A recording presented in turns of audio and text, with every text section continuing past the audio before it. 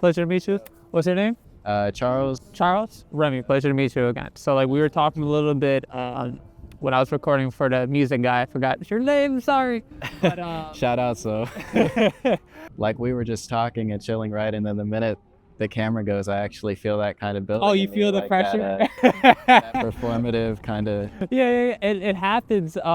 For some of the business people that I recorded, it happened, and now I just understand. Like we were saying, I just call it out and be like, hey, like, just be normal. It's okay. But yeah, so like, you said you were from Oregon. You came over here to New York. Yeah.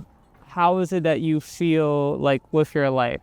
I was born in Oregon, and then I just had a single mother. Me and my mom moved around a lot. Oh shit, me too. Not the moving around part, but single mother, yeah. Right? Yeah. Was she tough? She was tough. Yeah. She was tough. I mean, you gotta be a single mom, like. Yeah. So because of that, I kind of never felt like I had a place. Oh wow. Right? Like it was, if you're always moving, you never feel that your heart is somewhere. You never feel like you have a place to call home, really. Yeah. So as I've become an adult, that's kind of what I'm looking for, right? Mm-hmm. And you can look for that in a lot of the wrong places, but there's not a place to be. It's really what you make it. And this is what it is, you know. It's like, it's connections with people. Yeah. And there's nowhere that is home. There's nowhere that is home. It's how you feel about it. Okay, and why was it that you were moving around so much? Well, my mom was she's kind of a traveling yoga teacher, I guess you should say. Okay. Yeah. So I grew up, I didn't really go to like normal people's school. I was always just doing random shit. Can I say share this out? Yeah, it's fine. So what kind of school was that you went to? Like random things online. Some dude, he got fired as a teacher, so we had a class in his upstore. Why did he get fired as a teacher? That is a concern. I don't even want to know. That is a concern.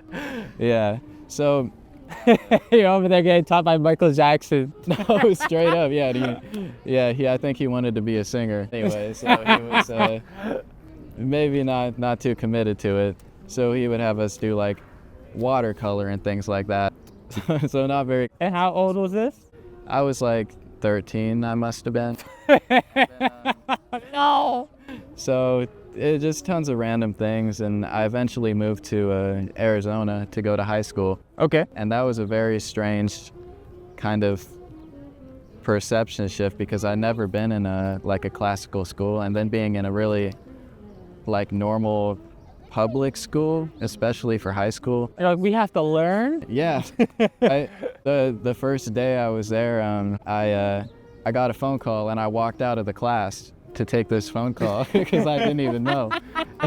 and like, where are you going? Yeah, she came out, and like I think I had to go to the principal and explain like why I did that and everything. I'm like, man, why do you think you have a choice to do what you want? Exactly. Isn't that crazy though? It's so strange, yeah, because if you don't already have that like drilled into you, you think like, oh, well, I'm here to learn, and so therefore like I can do what I want, right? You're like Lindsay Lohan in Mean Girls. Yeah.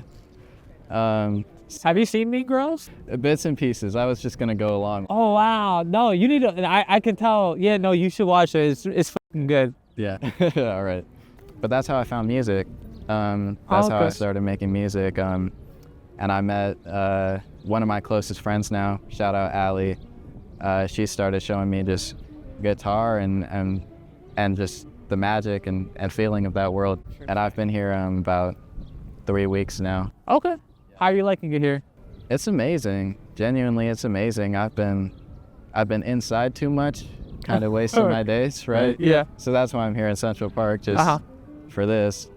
Yeah, I think God is finally getting beautiful. I know, and it's the perfect time. I kind of missed the cold, right? Oh, that's true, because you just got here 3 weeks ago. Yeah, nice. Right.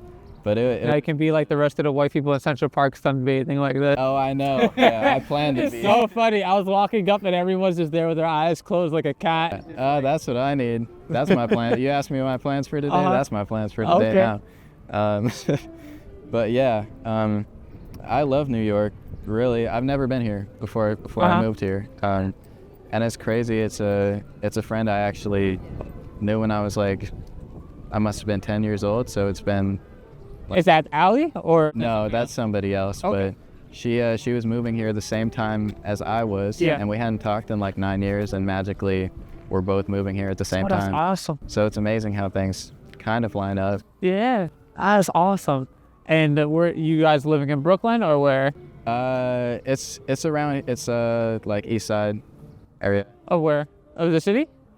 Yeah. Not too good with the location yet. In Manhattan or? Manhattan. Okay. Gotcha. It's her grandma's apartment, so okay. Kind of bougie. Oh, nice. Kind of bougie. I feel very lucky to be there. Good, man. Yeah, they're kicking me out in May though, so I gotta figure that out. But yeah. Cool. Like, what represents you best as a person? Like, what is it that who you are? I think community. Community is one of my biggest things, and it's something I haven't necessarily had in my life. Right. Okay. A lot of people, I think, take it for granted. They have people that'll look out for them. They have people like that. In my case, I have to make that for myself, right? I see. Like you choose your family. Listen. Your family doesn't choose you, right? Like true. I think I don't want to say I'm fully guilty of that. I've always been blessed with having so much love around me and so many like people to look out for me and take care of me. Yeah. I don't know. I don't want to say I took it for granted because I appreciate them and I cherish them so much. But I do think I take for granted the fact that there's people that don't have that. Like how, like you don't have. Yeah, well, the thing is, when something's not... I am guilty. I am guilty of that a little bit. It's all right. No, I forgive you. Yeah, thank you so much. It's when... For once, I have white guilt. Right. Finally. But I think when something is like not missing from your life, right? It's not like you take it for granted, but like that cup is full already. Yeah. You were telling me like you've never really, I mean, of course you have, but you don't carry anxiety or like uncertainty through your day. Yeah, no, I'm always happy. It drives people crazy.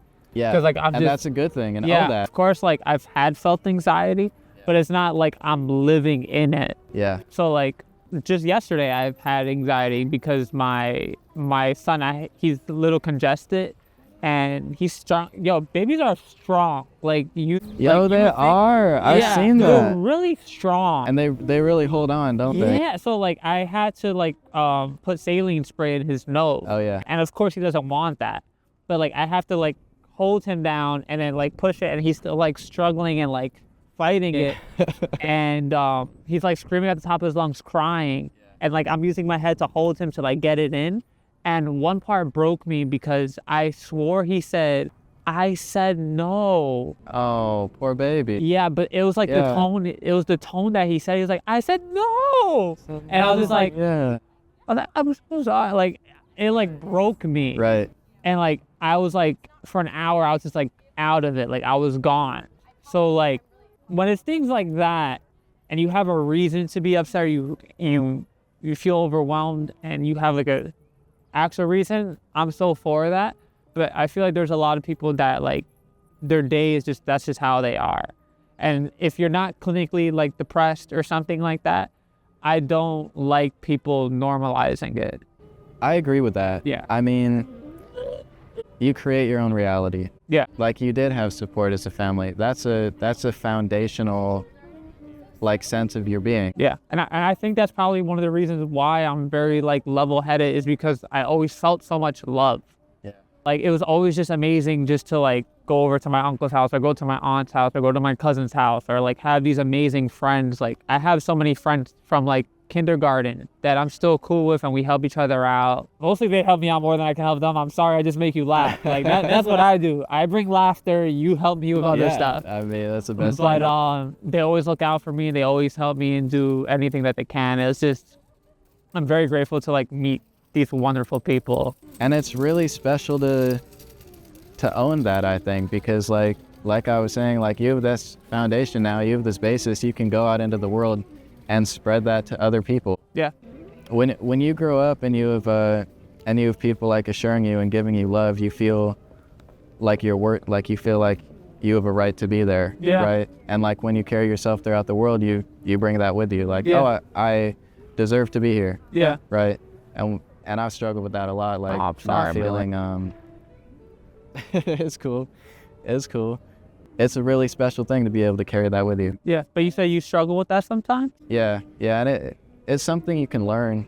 For sure. Right. But it's hard. And don't get me wrong, like, I've had so much love, but like, it was also a very like tough time with me and my mom. Because like, being a single mom and like having to give up your dreams to raise your child. Yeah, same. She held a lot of like resentment and anger. I don't think she specifically meant it to be me, but I was her punching bag for like so long. Yeah. And trust me, she did the most for me and she took care of me. She always made sure I had everything I had, but that was her flaw. Yeah. Was that. So like it gave me dark thoughts in my head, not like suicidal, but like always like negative thoughts in my head that I had to learn to get rid of. Yeah.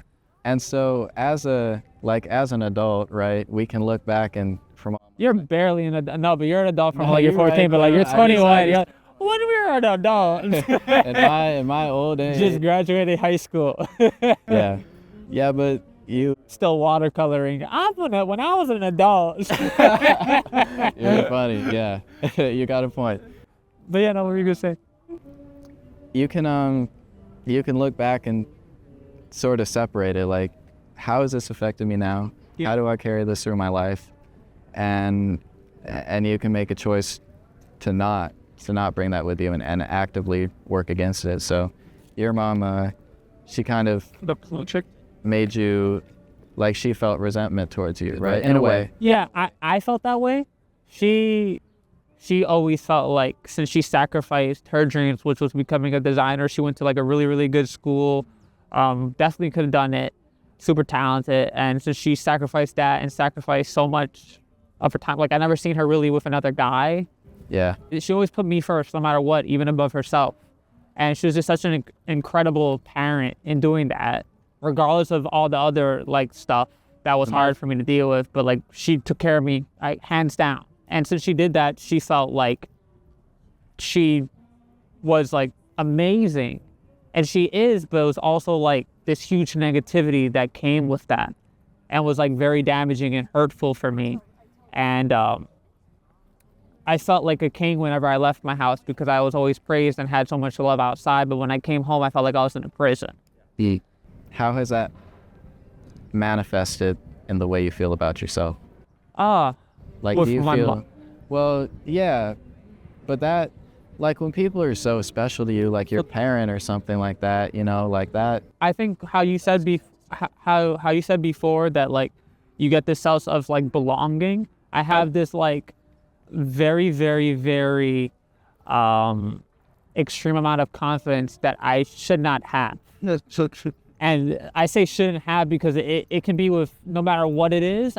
I think I can do it, and it's not even, I know I can do it. Right. No matter what it is, I'm like, I'll get it, I'll do it. Yeah. I'll do it. Like, it's just, like, it's, yeah. So I'm like, that and definitely. Honestly, in this world, that's way more important than any skill you could have. Yeah. Really? It's definitely one of the main things. It's definitely, I feel like it's a part.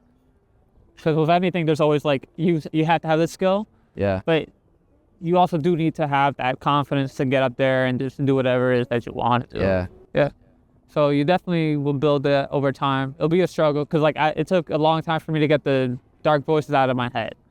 But like you just have to keep like fighting it and keep telling yourself that whatever it is, like you do belong. And fighting it, but fighting is a losing battle a lot of the time. Nah, man. I think what I've learned is embracing. Is saying, yeah, this is a part of me, but it doesn't have to control me. Okay. Right? You can look at it that way too. Right. You can do, for me, because I never accepted it. Like the dark voices, because I understood it was negative and it wasn't true. It wasn't true. Yeah. Like a normal thing, like I would always think the worst of the situation. Like if anything was going to like happen, I would always think the absolute worst of it. And like then put my mind through this entire scenario that never will happen. Yeah. And it can be for anything. And then I was just like, when it started happening, it was like, no, like, don't listen to it. It's not true. Like, don't listen to it. It's not true. And that's what I was going to say. The one good thing that came from that with my mom is now that like I'm doing comedy and I'm doing the podcast, but if I ever have to confront something negative that's going towards that, I'm kind of immune to it. Right. Because I went through it for like over 20 years with my mom. Yeah. So like now when somebody tells me like I can't do it, or that's never gonna work, or you're not funny or something, I can just like, okay, that's fine. Yeah. It doesn't bring you down. You're like, it literally doesn't bother me at all. I'm just like, okay. So that is the positive thing that I grabbed from that, which I appreciate so much, aside from the love. Yeah. Yeah. But yeah, for me, it's just like, for the negative thoughts, like you can embrace it and stuff like that and say like it's a normal part of you. It depends on what that is. Because sometimes if you embrace it and you just actually, you know, it also depends if it just works for you. If you're doing that and you feel better about it and it's working and you feel that less, then sure. Yeah. Because I don't think there's just one way to solve a problem too. Yeah. Because it would be so like obnoxious of me to be like, no, my way is the one that works. If it works for you, then yeah. But that's just how I got through mine. I think you're right about that though, because what I tend to do is like you kind of find comfort in the old things that like, because everything we do that's negative towards ourselves, that's like it's a coping mechanism, you know, it's a way to survive. Like you don't feel seen as a child, so you learn to not talk. You learn to actually not be seen to protect yourself, right? Okay. And so maybe you might be onto something with the fighting it, because it's a lot that isn't true. Yeah. Right? It's a lot that isn't true. Because sometimes I feel like, that's something to think about. For me, like what I wanted to say was like, sometimes when you embrace it, you're just like normalizing it, and then it just stays with you forever. But if it's a negative thing, I don't feel like you have to embrace it. I don't feel like you have to accept it. If it's a negative thing. Yeah. Because like for me, like I'm always happy. My base ground is that like there's so many people that have real problems in the world. Yeah. And the normal things that I face aren't real issues, so it doesn't bother me. Yeah. No, you're absolutely right. Yeah, because like I was just talking to somebody yesterday, and they grew up in Lebanon, and he said that like he had to sleep with the pillow over his head to try to like make the bomb sound less. Yeah. Because he hears the missiles going up and he hears them coming down. And it's like, that's of course the extreme of a problem, but when you compare that to whatever thing that is frustrating you, it might feel a lot smaller, and you might actually be able to place it for the level of like inconvenience it actually is. Because of course there are real problems out there, and if you have them, then like you have to deal with that. But like for those small problems that I feel like, I don't want to say that most people deal with, because everyone's life is different, but at least for my life, I guess I'm very lucky to not have to deal with like extreme problems all the time. Yeah. So like I'm just very grateful, and like that's my baseline for it, and then I'm just happy off of that. And it's all relative. Yeah. Right? Yeah.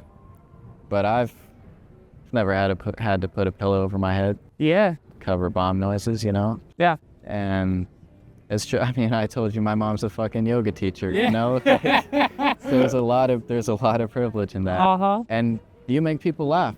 That's the best thing in the world. For me, yeah. For somebody else, it could just be making music. Yeah. So it's just like finding whatever it is that you appreciate in life, and then just in doing that, if you have the privilege to do it. Yeah. Because sometimes they don't. Sometimes they have to work 2-3 jobs just to like have a living, and they're just trying to survive. And then hopefully their kids get that choice where they can get the chance to do what they dream of and stuff. Oh, let me just check this out. But camera cut off. But it's very good that we have the privilege to be able to do these things, because like you were saying, like sometimes other people aren't in the liberty to do that because they have to be in survival mode. Exactly. And hopefully their kids will be able to have the chance to be able to like do what they want. Like I like making people laugh, you love making music, and hopefully, you know, everyone can get to that place where they can do that. Yeah. And like what can you do with that? And it's not heavy, like it's not a responsibility, right? But it's it's an opportunity. Yeah. And that's the best thing about life. Every day we get to have opportunity to do a little bit better than the day before. Yup. Yeah. That's it. But all right, man. Pleasure meeting you. Great talking to you, bro. And thank you for listening to Access to Purpose. If you like what we were talking about, we made you laugh, made you smile, made you a little sad. It's okay. We love you. Just subscribe, share with some friends if you can, and have a great day, all right? Peace.